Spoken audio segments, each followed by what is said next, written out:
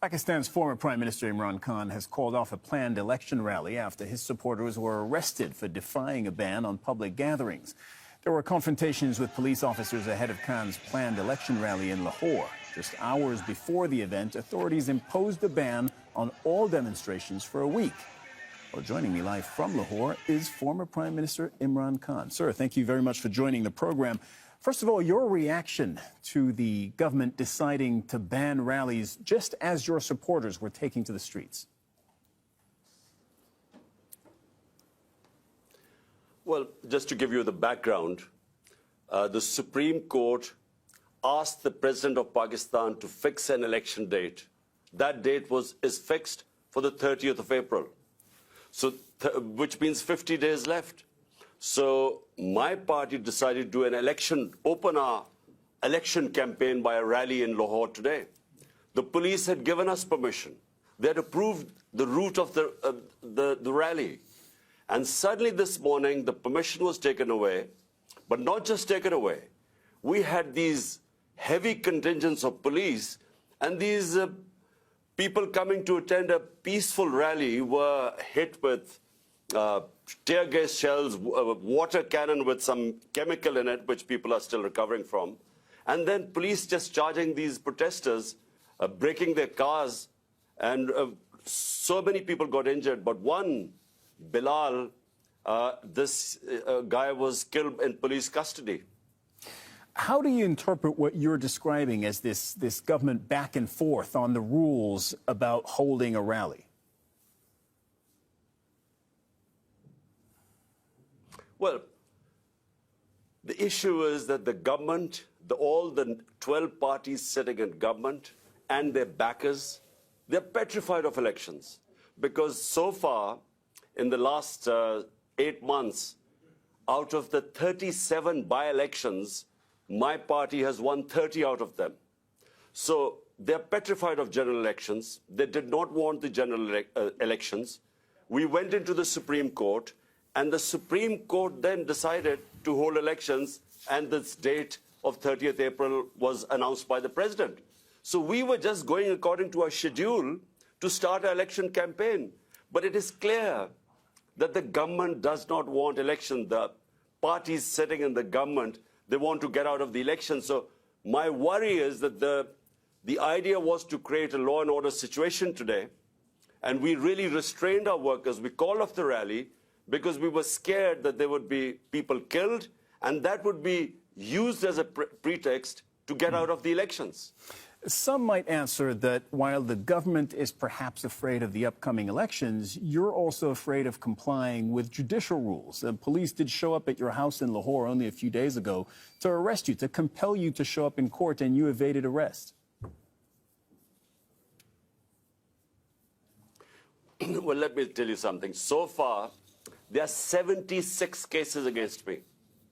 I'm charged for terrorism, charged for blasphemy, charged for sedition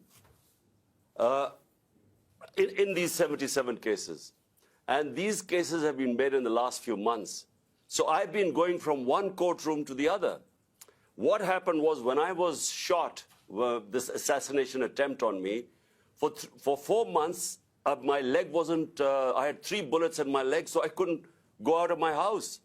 So that's when they started, the cases mounted. They wanted to make me appear in courts.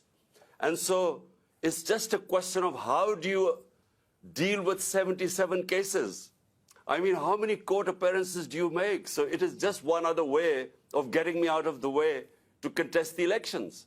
So they want either to imprison me or to disqualify me because they are scared that my party, thanks to the Almighty, is one of the most popular party in Pakistan's history.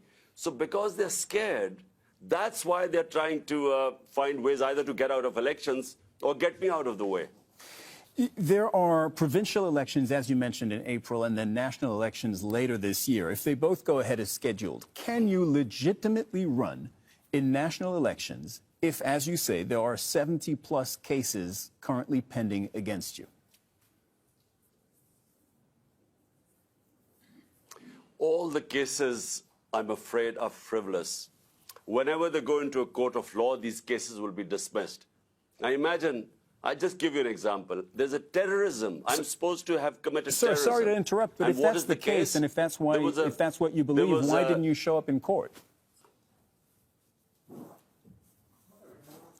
Because I couldn't show up in court. There were reasons why I was injured. So for a lot of time, for 4 months, I was house-ridden. I couldn't really, my leg wasn't, the doctors would not allow me to travel.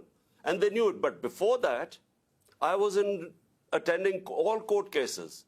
But it's only since I was shot, that's when I didn't attend courts. And since then, I have again. But look, it's physically not possible to attend so many court cases. So my lawyers are trying to sort of work out a schedule. The second problem is security. My life is under threat because the people who try to assassinate me are in power. And so we've asked from the courts, we want protection. The court must give me protection before I can appear in courts. Because, I repeat, the people who I have nominated in my assassination attempt are sitting in power. Right, and just for our viewers, I want to make clear that they deny that, including the Prime Minister, who said he has nothing to do with the shooting against you late last year. How do you see the rest of this year playing out for you with these 2 elections coming up? Well, you know, the biggest concern right now for my political party is to protect me because there's a serious threat to my life. And the reason is, I repeat, that these people sitting in power are petrified of losing the elections, which they will, which is why they don't want elections. So the question is, how do I campaign and yet have a secure enough environment?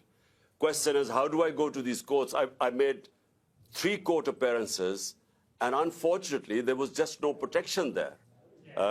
That's why we've approached the court and said, look, there must be some police protection. But the problem is the people who are supposed to protect me are the ones who are trying to kill me. But what's your plan for this year? Is it win elections and then ride it back into office and into power in Islamabad? Well, the elections, national elections, are scheduled for October. But because we were in power in 2 of the 4 provinces, we dissolved our assemblies here. And so to hold elections, so the Supreme Court then asked the president to give a date, which is 30th April. And on 30th April, we hope to contest in these 2 provincial assemblies, which we were already in power. And what we were hoping was that since it's 65% of Pakistan, these 2 provinces, there would be a national election. And the idea for national election is because our economy has gone into a tailspin. Pakistan is facing the worst economic crisis in its history.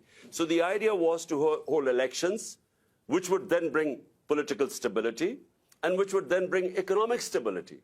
So this is really why we went for elections in our 2 provinces. Imran Khan, former Prime Minister of Pakistan, thank you very much for coming on the program today.